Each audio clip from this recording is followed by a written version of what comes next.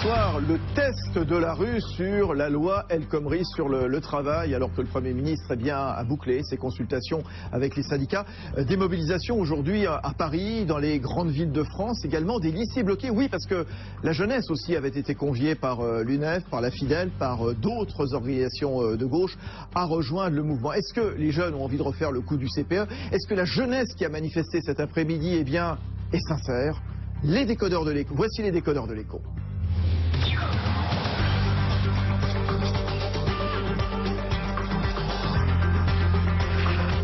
L'écho, c'est clair sur BFM Business.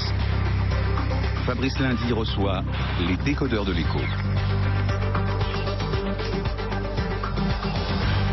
Les décodeurs de l'écho tous les soirs. Oui, on va y revenir évidemment sur cette première journée de mobilisation. Je dis première parce qu'il y en aura d'autres, bien entendu.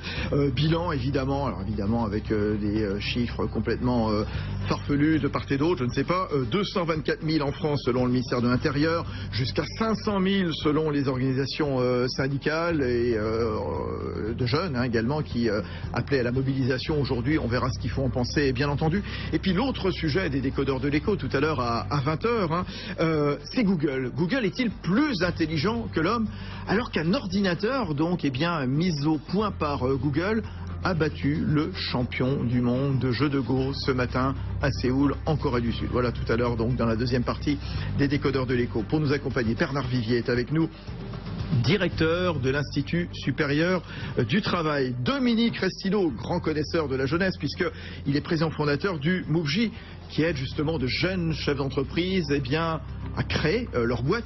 Il sort d'ailleurs jeune, créez votre entreprise. Voilà un appel très intelligent qu'il fait justement. Donc, mon premier job, entrepreneur. Avec nous, Jérôme Sainte-Marie, président fondateur de l'Institut de sondage et d'opinion Pollingvox. Et Jean-Baptiste Huet qui est avec nous. Jean-Baptiste Huet, reporter ici à la rédaction de BFM Business, reporter auprès des décodeurs de l'écho.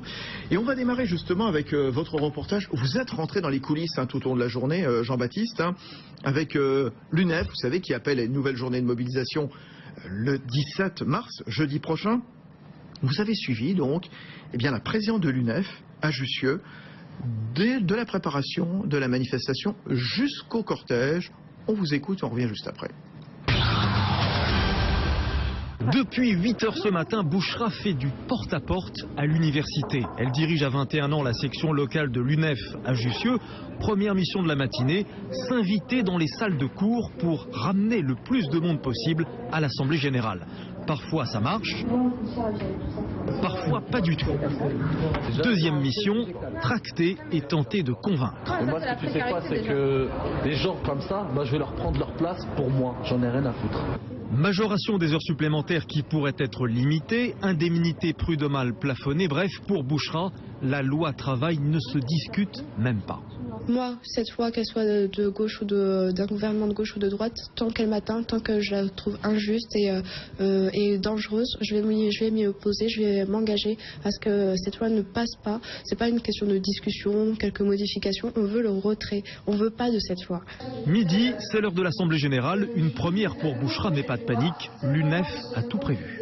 Donc nous on a eu une formation samedi dernier pour savoir comment organiser une assemblée générale, qu'est-ce qui doit être mis en œuvre.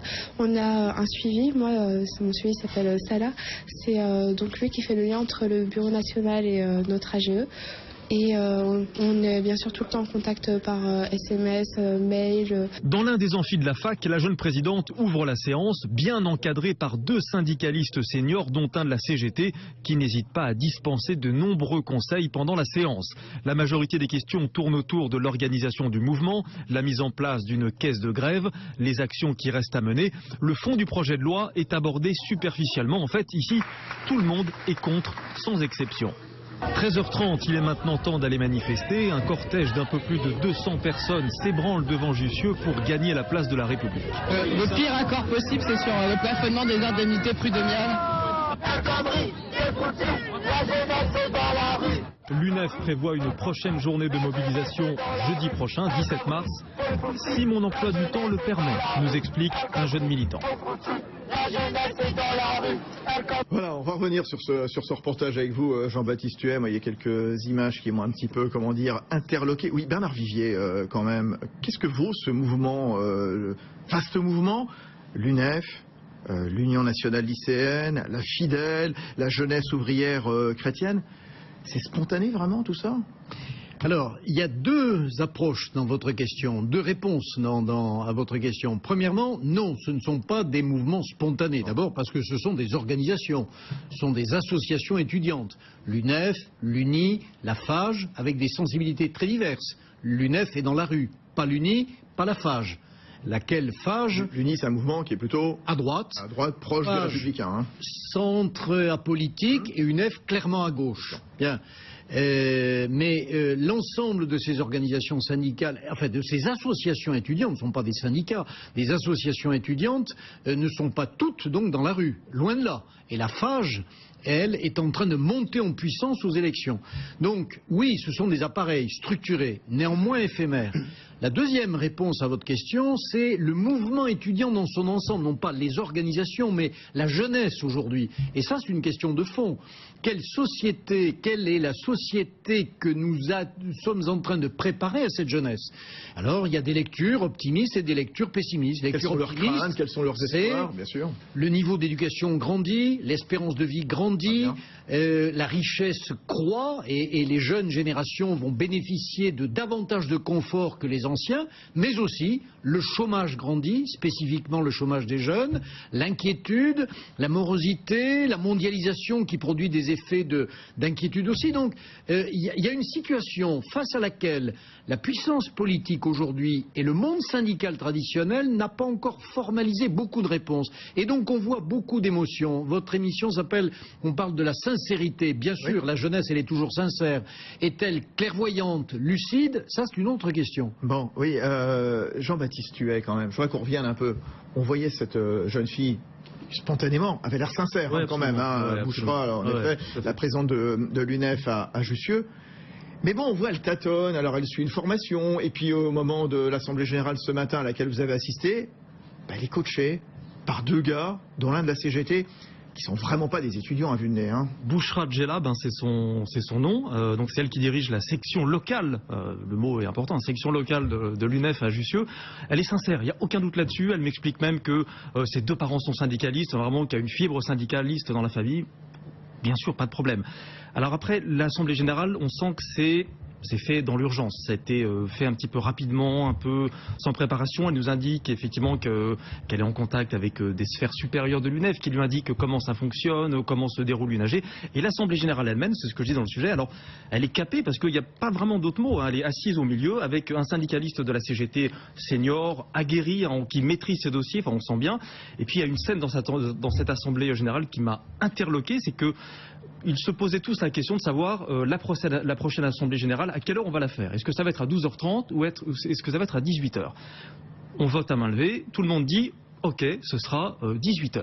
Et puis là, vous avez le syndicaliste de la CGT qui prend le micro et puis qui commence à expliquer à tout le monde qu'effectivement 18h c'est peut-être pas un horaire génial parce que les femmes rentrent à la maison pour s'occuper des enfants, que on sort du travail, que c'est peut-être pas génial et qu'il vaudrait mieux peut-être que ce soit 12h30. Et puis là, tout le monde revote.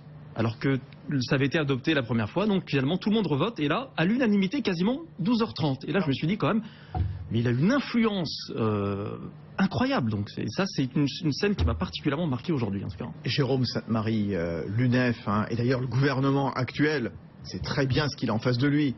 Parce que dans le gouvernement actuel et dans les cadres dirigeants du Parti Socialiste, on trouve d'anciens dirigeants de l'UNEF. Julien Drey, Benoît Hamon, Manuel Valls, le Premier ministre, Christophe Borgel, Pouria Misrahi, donc député ex-socialiste des Français de l'étranger, Jean-Christophe Cambadélis, Bruno Julliard, ils sont tous passés par l'UNEF. Rappelez-nous ce que c'est que cette nébuleuse UNEF qui a l'air d'être un petit peu, l'ENA bis quelque part. Alors l'UNEF, effectivement, vous citez de nombreux socialistes. On peut se réciter également le premier d'entre eux, le premier secrétaire, Jean-Christophe Cambadélis, qui a acquis effectivement son investiture dans le 19e arrondissement, je crois, aux élections de 88, grâce au mouvement triomphant pour la gauche face à Devaquet en 86. Et donc pour service rendu, en quelque sorte, François Mitterrand l'avait fait désigner candidat socialiste dans le 19e. Donc rien de nouveau sous le soleil. L'UNEF, je voudrais dire simplement que, quitte à faire hurler peut-être certains téléspectateurs ou auditeurs, c'est que en fait il y a de moins en moins de cadres politiques dans les universités. D'ailleurs, c'est un peu le reportage qu'on vient d'entendre en témoigne. On a souvent des gens qui ne sont pas tellement en réalité ni très formés idéologiquement, ni très formés pratiquement. Il y a de plus en plus d'étudiants et de lycéens, et en fait il y a de moins en moins de cadres politiques. Moi j'ai vu l'évolution, y compris donc dans ma génération, celle des années 80, eh bien déjà c'était beaucoup moins que les années 70, et c'était beaucoup moins que les années précédentes.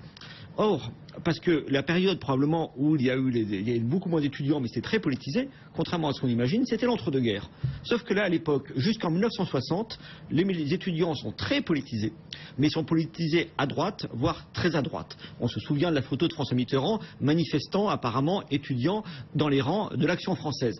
Il se passe un truc, la guerre d'Algérie, fin des années 50, début 60, et là, il y a une transformation également de la composition sociologique des étudiants, un élargissement sociologique du monde étudiant, et là, la corpo de droit reste à droite avec Jean-Marie Le Pen à sa tête, et l'UNEF, pour la première fois, vers 1960, bascule à gauche. Et depuis, effectivement, ça dépend.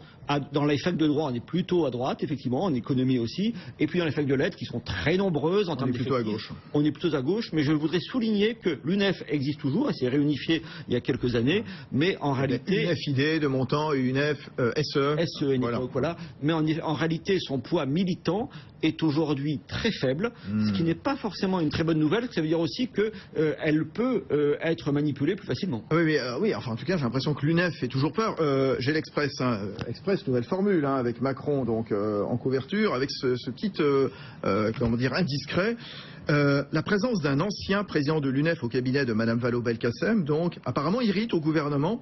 C'est Benoît Hamon qui avait fait venir dans son équipe Jean-Baptiste Prévost, donc, lors de son passage à l'éducation. Et apparemment, Madame Vallaud-Belkacem ne veut pas l'écarter. Un conseiller remarque, le pouvoir d'intimidation de l'UNEF fonctionne à plein.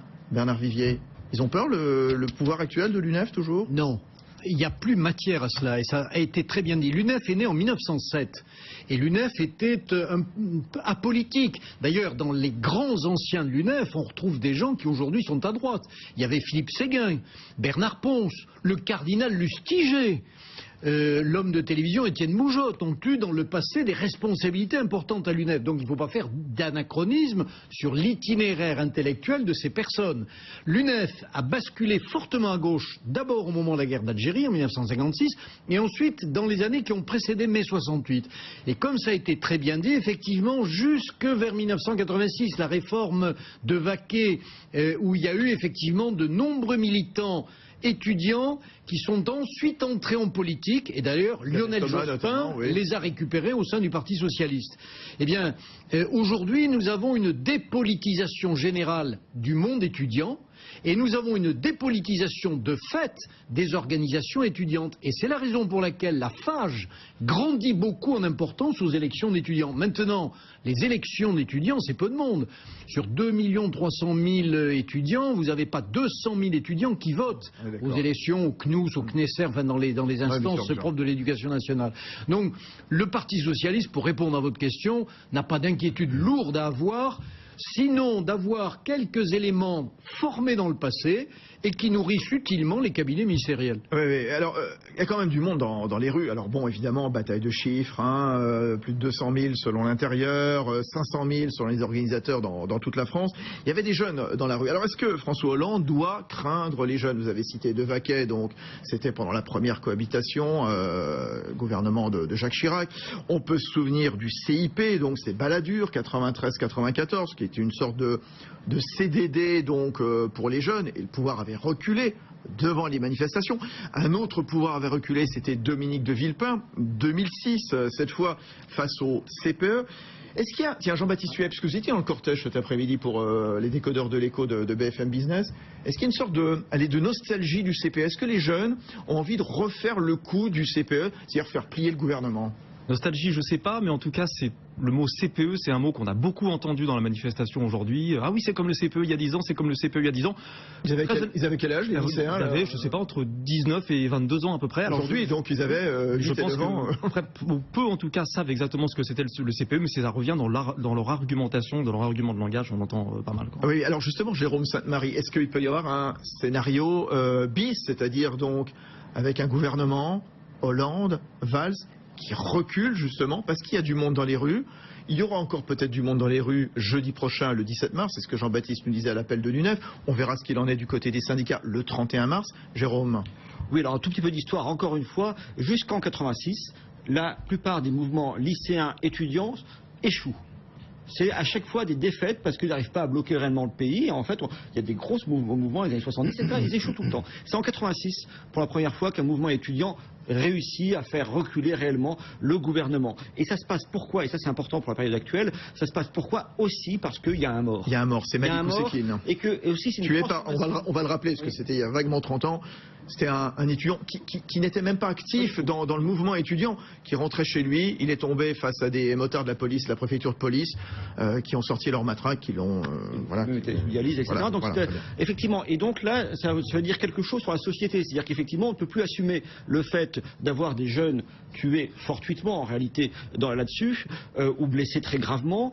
Et là, il y a une forme, effectivement, d'évolution de la démocratie vers davantage d'émotions. Et certes, ces jeunes ne peuvent pas bloquer la production, contrairement à leurs aînés, mais par contre, ils peuvent effectivement produire des images, une émotion qui est ingérable pour un gouvernement. Et je vous dis simplement que je connais un tout petit peu ces choses-là, que les services d'ordre, plus précisément la police, a une peur panique des mouvements de lycéens, parce que ça peut partir dans tous les sens. Maintenant, très souvent, ces jeunes se font agresser par des bandes, etc. C'est un cauchemar en termes de sécurité, et c'est vrai que s'il y avait la crainte, évidemment, c'est que les choses dégénèrent au point qu'il y ait des victimes. Mais si les jeunes sont nombreux, est-ce que le pouvoir peut reculer, à votre avis? Qui est un incident, qui n'est pas un incident, Jérôme Sainte-Marie? Alors ça me paraît, pour l'instant, le mouvement est vraiment très embryonnaire. On me dit qu'il y a beaucoup de lycéens, donc c'est qu'il y a aussi une dimension festive, on le sait très bien, même un rite de passage à travers ces mouvements-là. Pour l'instant, on n'est pas sûr que ça prenne... Ils adorent faire leur petit mot, ils sont contents, ils sont sortis. Ils pourront dire, tiens, plus tard, j'ai manifesté contre Madame El Khomri. La mythologie 68 est très forte. Et par ailleurs, vous avez pour l'instant des mouvements qui étaient le CIP, le CPE et le mouvement de Waké, ça touchait... Enfin, disons, directement les jeunes. Là, la jonction, si vous voulez, c'est pas un problème universitaire, c'est pas un problème qui pénalise l'entrée dans l'emploi des jeunes, tout au contraire. Ça m'a l'air un peu difficile. Hein. Oui, on verra justement avec Dominique Restineau si les jeunes ont des raisons d'être inquiets par cette loi, justement. Jean-Baptiste Huet. Jérôme est très intéressant sur le fait que c'est encore un petit peu embryonnaire pour le coup. Là où j'étais Jussieu, donc c'est une fac plutôt orientée sciences, vous avez entre 20 et 30 000 élèves. C'est considérable. Il y en avait 150, 200 qui défilaient. Et puis, dans la capacité de conviction, on voit que la jeune fille de l'UNEF que j'ai suivie a du mal, et qu'elle a vraiment du mal à convaincre, et que souvent on lui retourne des choses vraiment de terrain. Elle était en train de... On avait un garçon qui était en train de fumer son joint discrètement derrière un mur, etc. Donc la jeunesse ferme le joint. Et qu'elle essaye de convaincre, dit tenez, voilà mes tracts, voilà ce que l'UNEF propose. Et lui dit, mais je l'ai noté parce que les heures sup, c'est comme des bijoux dans mon travail. Je travaille déjà le dimanche et tout ce que vous me proposez, ça m'intéresse pas. Moi, je suis pour la loi travail. Donc ils ont aussi de la difficulté à convaincre. Dominique Restineau à la tête du MoveJ. Donc vous qui mettez le pied à l'étrier de jeunes chefs d'entreprise, est-ce que les jeunes vraiment ont des raisons d'être inquiets par cette loi? Est-ce que clairement l'avenir de la jeunesse se joue avec cette loi El Khomri? Alors déjà, je ne mets pas le pied à l'étrier, j'accompagne ceux qui ont envie de vivre une aventure entrepreneuriale. Ce livre a été coécrit avec Bénigne Sanson et Vincent Medrado, qui est un jeune entrepreneur de 26 ans aujourd'hui, qui a créé une entreprise il y a 3 ans, et qui a créé des emplois, une vingtaine d'emplois. Je rappelle qu'en France, 97% des entreprises ont moins de 20 salariés. Lui, il crée des emplois, il y en a un certain nombre. Est-ce que les jeunes ont raison d'être inquiets? Je crois que tout le monde a une forme d'inquiétude, parce qu'on vit quand même dans une période, et c'est pas d'aujourd'hui, ça fait quand même quelques décennies où ça se tend de plus en plus. Mais ce qui a été dit, je trouve ça très intéressant, c'est pas une loi pour ou contre les jeunes. Après, chacun va se retrouver ou pas dans telle déclaration ou dans telle autre. C'est une loi pour le travail. C'est une loi pour faire en sorte qu'il y ait moins. C'est une loi contre le chômage. Et ce que le gouvernement rappelle, oui. Évidemment, je ne suis pas le porte-parole du gouvernement, mais simplement certains ministres, justement, à qui on a demandé de monter sur le front, s'explique que cette loi, c'est une chance pour les jeunes, car les entreprises seront plus en confiance, pour les recruter, ça va permettre de faire entrer sur le marché du travail ceux qui en sont exclus, les demandeurs d'emploi, les précaires, les jeunes, les femmes. On va rappeler le taux de chômage des jeunes actifs, entre 20 et 25% depuis le début du quinquennat, c'est-à-dire 2 fois plus que le taux normal, qui est déjà quand même très élevé, justement. Le taux de chômage des jeunes en Allemagne, 7%, il est de presque 25% en France. Dominique Restineau. Oui, alors je sais qu'on peut comparer avec nos voisins, pas nos voisins. Moi, ce qui m'intéresse, c'est l'intégration professionnelle de cette jeunesse. Pour moi, c'est ma conviction, la première ressource naturelle d'un pays, d'une nation, c'est sa jeune génération. Toute forme d'emploi. Je n'ai jamais forcé un jeune à créer une entreprise, qui que ce soit d'ailleurs. Par contre, s'ils ont envie de le faire, il faut pouvoir les accompagner. Et partout où ils se trouvent, sur l'ensemble du territoire. Ce que je vois, c'est bon nombre de jeunes, effectivement, au Mouv'J, qui, à 22, 23, 24, 25 ans aujourd'hui, parce qu'il y a des possibilités, c'est qu'ils ont envie de vivre une aventure. Et cette aventure, c'est de créer une entreprise. Avant, on avait envie d'être une star, on avait envie d'être joueur de football. Aujourd'hui, ils ont envie de créer une entreprise, une start-up, comme on dit. Et ce que je vois, en tout cas au Mouv'J, c'est que 60% des jeunes que nous accompagnons créent entre 2 et 25 emplois dans les 3 premières années.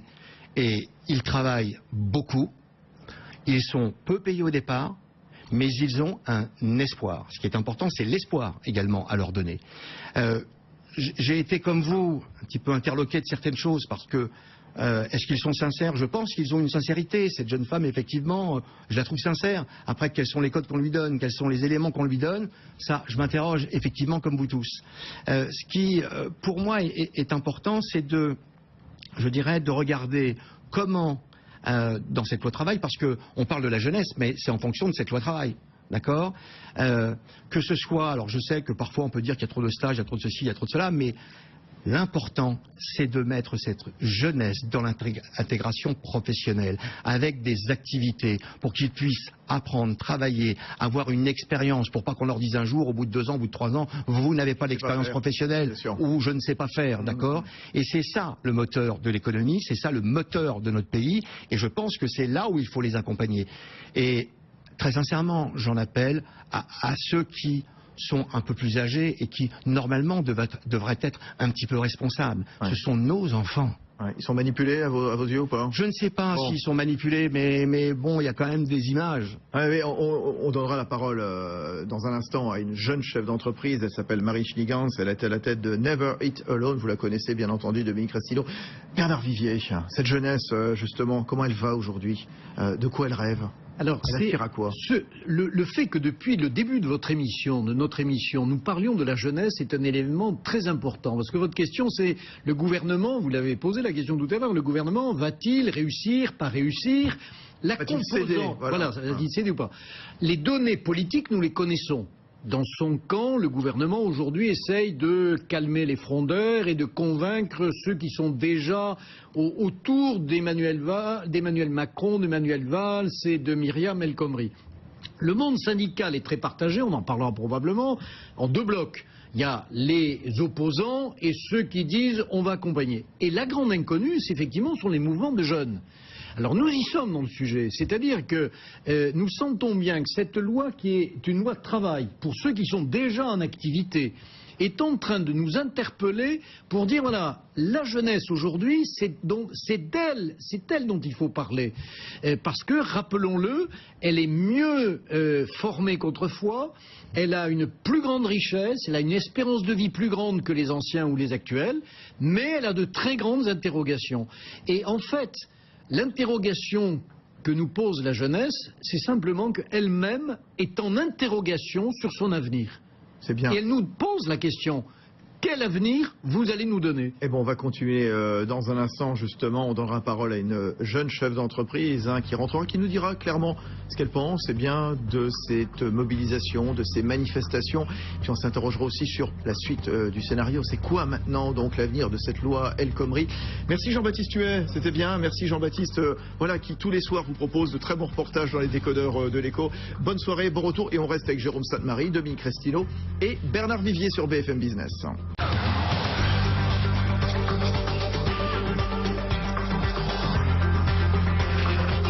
L'Écho s'éclaire sur BFM Business. Fabrice Lundi reçoit les décodeurs de l'Écho.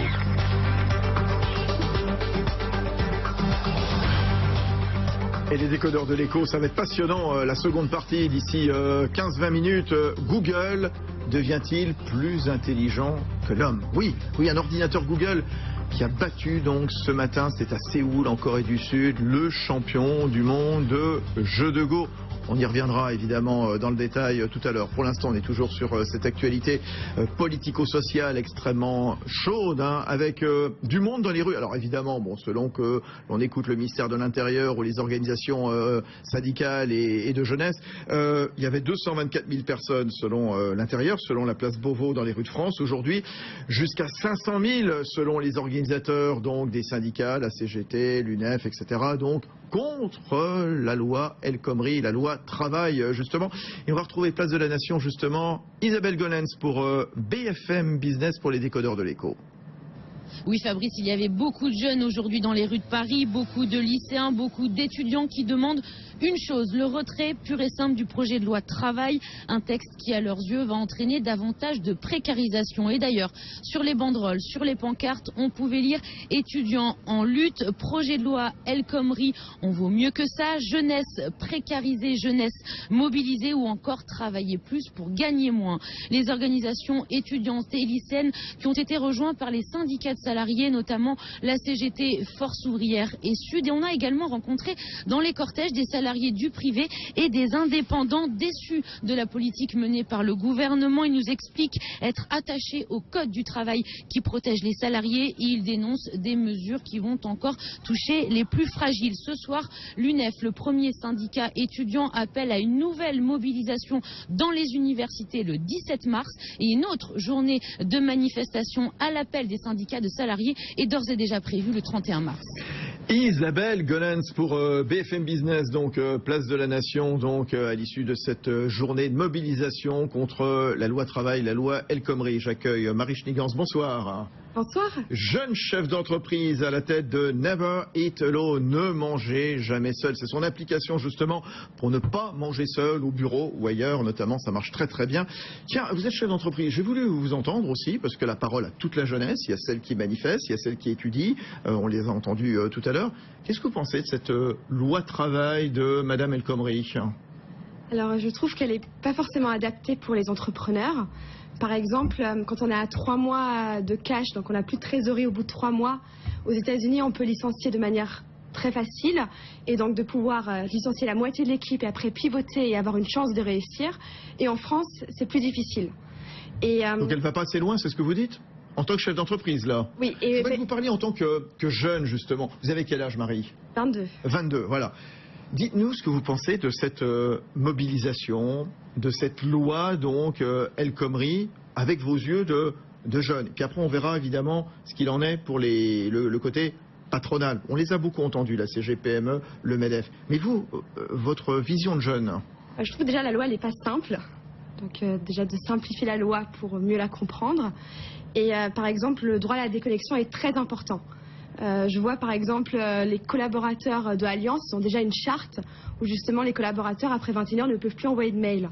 Et donc de pouvoir justement éviter les burn-out, c'est quelque chose qui est très important. Et ça l'aborde, la loi El Khomri? Je crois pas. Enfin bon, en tout cas, c'est pas un point qui est venu spontanément. Dominique Restino, à la tête du MoveG. En ce qui me concerne, j'ai pas lu le texte parce que je sais pas si quelqu'un d'entre vous l'a lu. Oui, on a lu le brouillon, en effet, qui était sorti opportunément dans la presse il y a une quinzaine de jours. Pour l'instant, en fait, le vrai texte sera communiqué au Conseil des ministres du 24, puisque le gouvernement s'est donné 2 semaines, le temps de consulter, le temps de réécrire. Alors pour l'instant, ce qu'on sait, c'est que le licenciement économique serait facilité. Gros point de discorde. Le plafonnement des indemnités prud'homales, autre gros point de discorde. La primauté des accords d'entreprise, la possibilité de référendum, etc., etc. Voilà ce qu'on sait pour l'instant. Oui, on continue. Juste encore un mot encore avec vous, Marie Schnigans. Est-ce que, à vos yeux, c'est une loi anti-chômage? Est-ce que c'est une loi qui permettrait à des jeunes de rejoindre plus facilement le monde du travail? Alors en tout cas, pour le monde du start-up, on est très privilégié parce qu'en fait la majorité des contrats c'est des contrats en CDI qu'on donne, selon France Digital. Donc pour nous, c'est vraiment important d'avoir des collaborateurs sur le long terme, parce que quand on travaille dans une start-up, c'est pas pour le salaire, mais vraiment pour notre vision.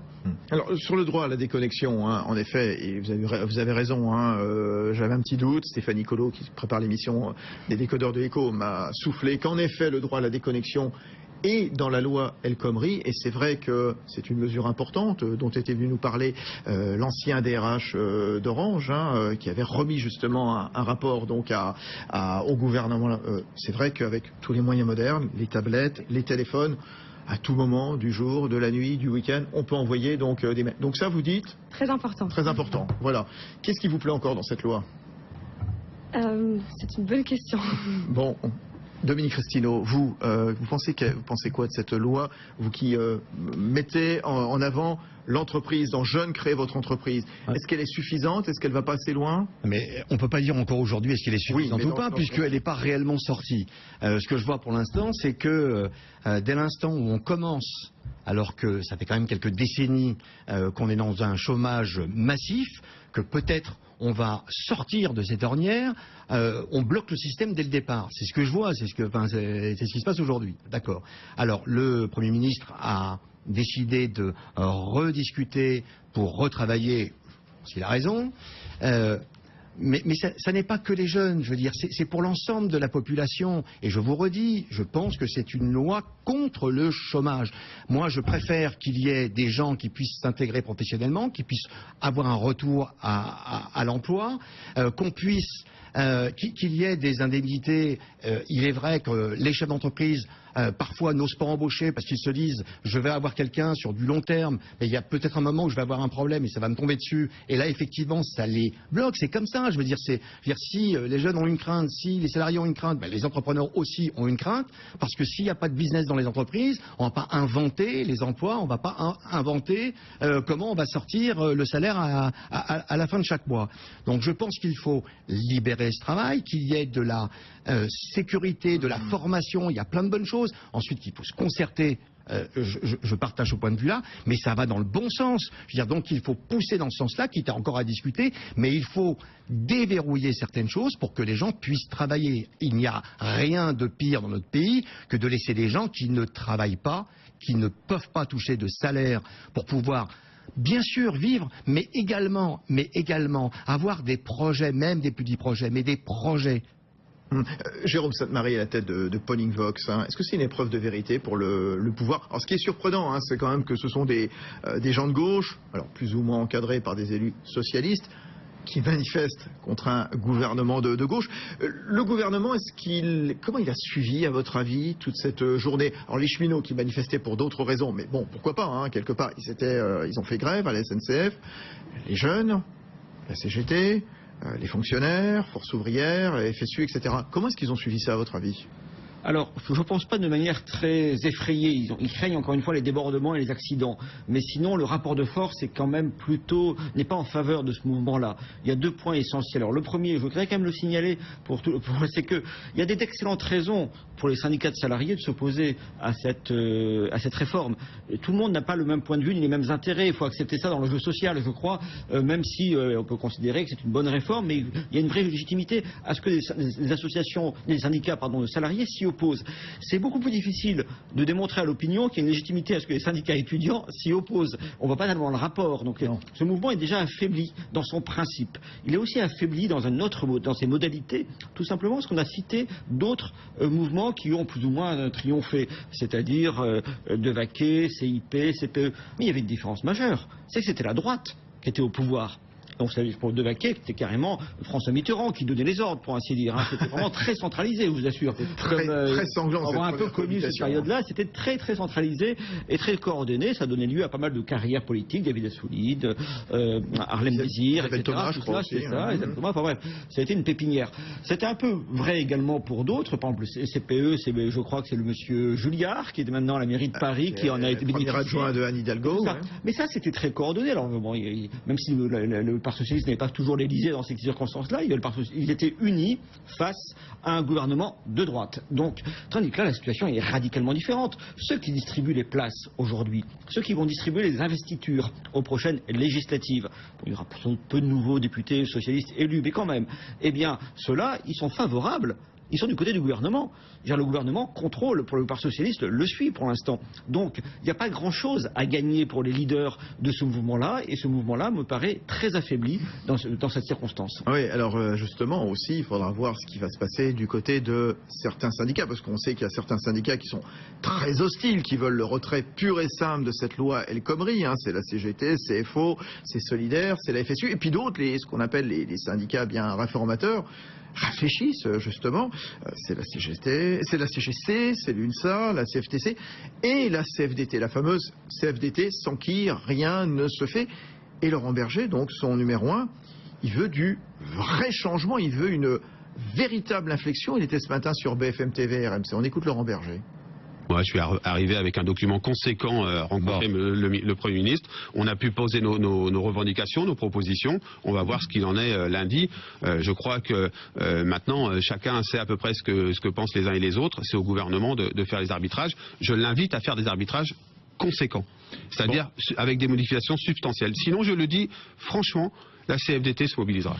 Voilà, sinon la CFDT se mobilisera. On verra donc Bernard Vivier. Rendez-vous le 31 mars, on sera une semaine après la présentation, normalement, normalement c'est le 24 mars que tout est prévu, on verra s'il n'y a pas un nouveau report, on ne sait pas, on ne peut pas dire, qu'est-ce que vont décider la CFDT, CFTC, CGC?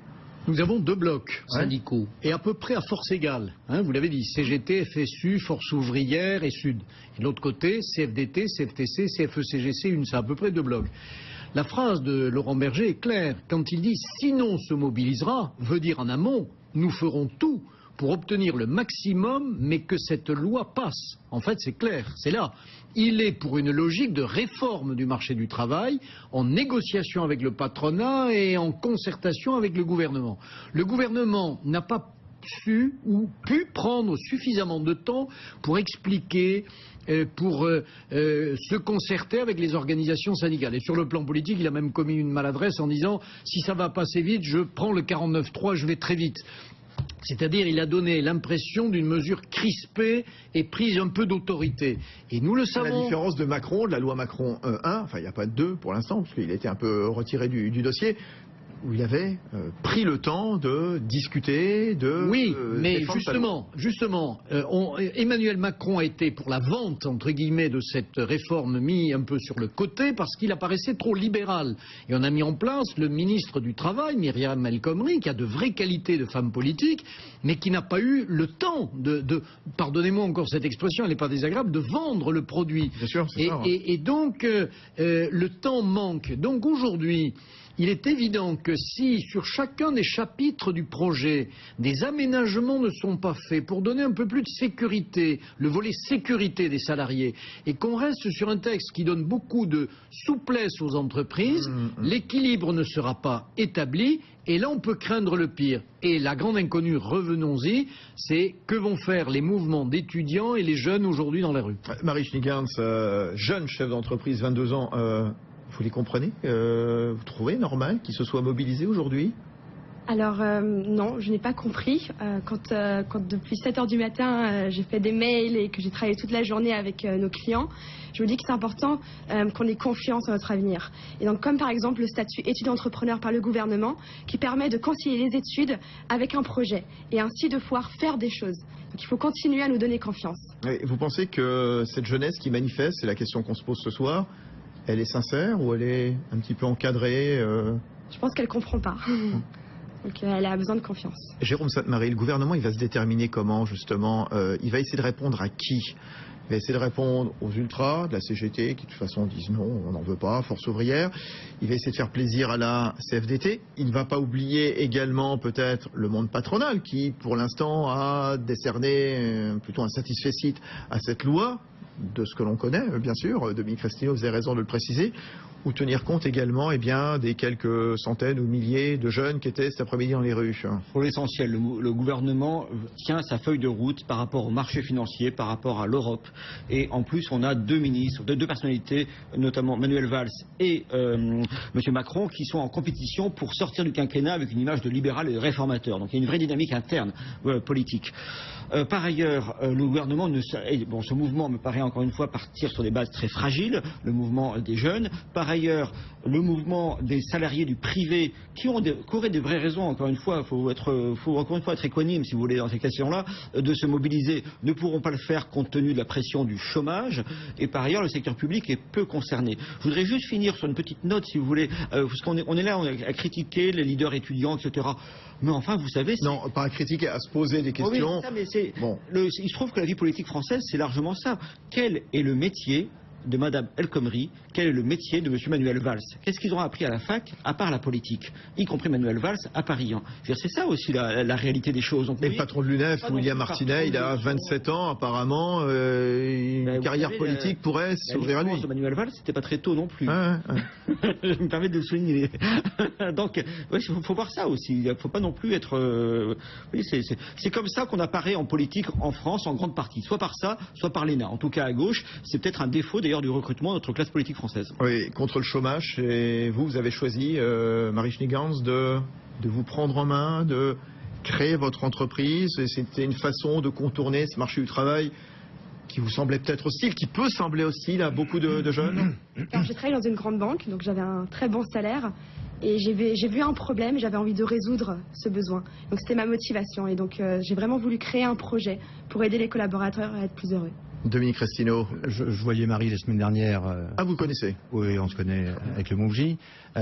Si je prends 2015, le MoveJ a dû être à la rencontre d'environ 10 000 jeunes porteurs de projets qui ont une passion. Vous posiez tout à l'heure la question à quoi ils rêvent. Il y en a un grand nombre qui ont simplement compris certains messages, ils ont compris qu'il y avait du chômage, ils ont compris et ils ont vu leurs parents, parfois leurs grands-parents, et ils se disent aujourd'hui avec les nouvelles technologies, aujourd'hui avec les usages, aujourd'hui avec le net, eh bien je peux peut-être monter une appli, je peux peut-être faire ça, je peux peut-être ouvrir une boutique, et je vais faire les métiers qui me plaisent, et je vais tenter de le faire maintenant. En plus, aujourd'hui, vous pouvez trouver un petit peu d'argent pour essayer de le faire, et vous êtes soutenu. Il y a quelques années, quand j'ai fondé le MoveJ, on n'accompagnait pas suffisamment ces jeunes de 18 à moins de 30 ans pour créer des entreprises. Aujourd'hui, nous avons un baromètre MoveJ Opinionway depuis 2009, où j'ai annoncé il y a quelques mois le potentiel d'1 200 000 créations d'emplois par des jeunes entrepreneurs de moins de 30 ans. Et personne ne le conteste. En plus, on se cale par rapport à ces centaines de jeunes qu'on voit qui créent des entreprises et qui créent des emplois. On ne va pas faire que des entrepreneurs et que des chefs d'entreprise, mais ils n'ont pas envie d'attendre 10 ans pour avoir un rôle, pour être acteurs de leur vie, et c'est ce qu'on voit avec Marie. Oui, vous n'avez pas eu envie, par exemple, de suivre le même chemin que vos aînés dans le monde du travail, dans le monde de l'entreprise? Non, j'avais envie de suivre mon cœur.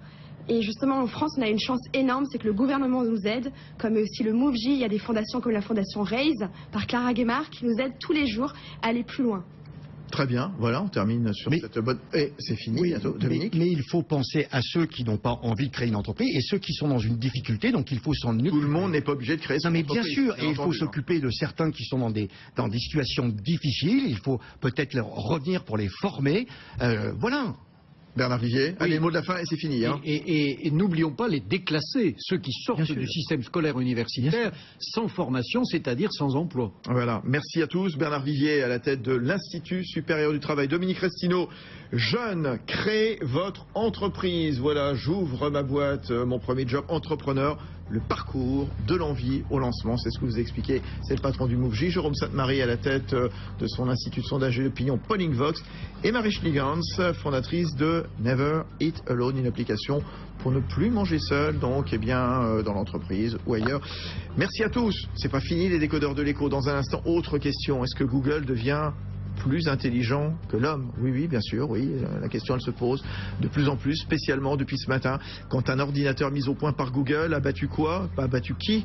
Le champion du monde de jeu de Go. Et le jeu de Go, je vous assure, c'est pas simple. A tout de suite, on en parle. Les décodeurs de l'écho sur BFM Business.